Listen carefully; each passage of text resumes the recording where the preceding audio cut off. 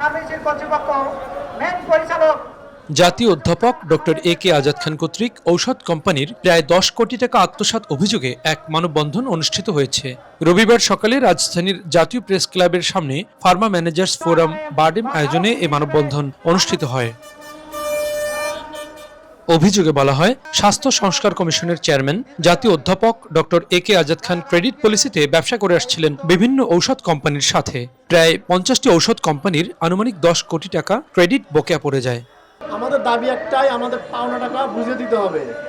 তো আপনারা জানেন যে বাংলাদেশ স্বাস্থ্য সংস্কার কমিশনের চেয়ারম্যান ডক্টর এ কে আজাদ খান কর্তৃক পরিচালিত বাটাস ফার্মেসি, সেখানে আমরা কোম্পানির পলিসি অনুযায়ী ব্যবসা করে আসতেছিলাম, কিন্তু হঠাৎ করে আমাদের 50টা কোম্পানির প্রায় 10 কোটি টাকা ডিউ করে যায়।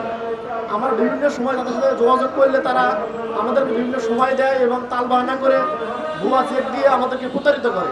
এই জায়গায় প্রায় 750 জন পরিবার, 750 জন মানে 750টা পরিবার সবাই কিন্তু চাকরিচ্যুত হবে এই টাকা না পেলে।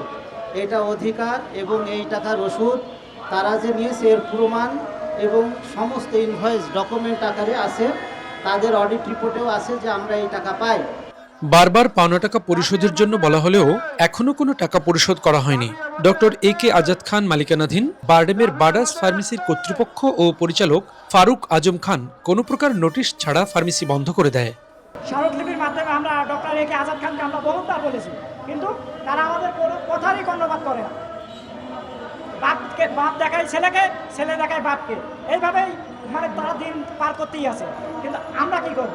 আমাদের তো ঠিকই এই টাকা পরিশোধ না করলে কোম্পানি আমাদের ছাড়বে না। এই টাকার জন্য এই টাকা আজও কালও কোম্পানি আমাদের কাছ থেকে নেবে। দীর্ঘ দুই থেকে 3 বছর যাবৎ যত রকমের নানা রকমের অজুহাত দেখিয়ে আমাদেরকে, নানা রকমের জল্পনা দেখিয়ে আমাদেরকে হয়রানির শিকার হয়েছে। আজকে আমরা চাকরির হুমকির মুখে পড়ে গেছি। এটা খুবই লজ্জাজনক এবং ধিক্কারজনক। কি বলেন সবাই? তাহলে কি আমাদের দাবি একটাই, এই দুর্নীতির বিরুদ্ধে অবশ্যই রুখে দাঁড়াতে হবে।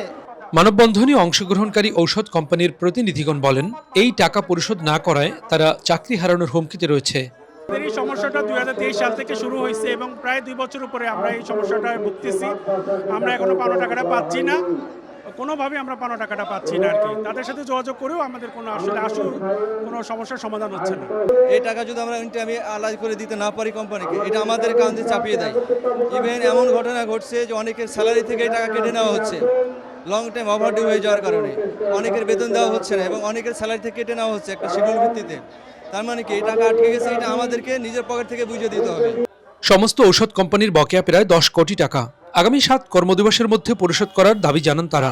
দাবি মানা না হলে আরও কঠোর কর্মসূচি দেওয়া হবে বলে হুঁশিয়ারি উচ্চারণ করেন মানববন্ধনে অংশগ্রহণকারী সকল ঔষধ কোম্পানির প্রতিনিধিরা। হেমায়েতুল্লাহ নূর, মেডিকেল পোস্ট, ঢাকা।